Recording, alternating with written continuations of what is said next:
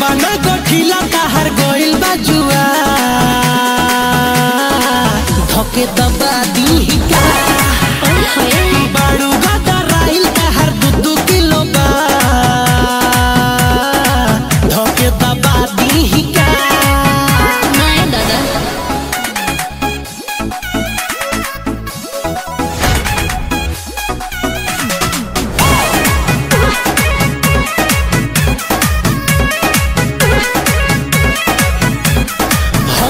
बताव भइल कैसे हो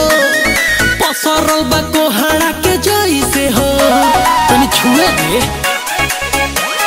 सुना नजरा के मिलल बाटे सजरा हो अच्छा कहू में लागत वेला जरा हो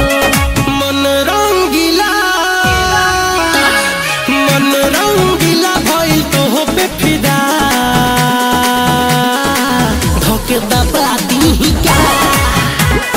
बारू गदा राइल ताहर 2-2 किलो बा धोके दबा दी का चल हम तो ही जातन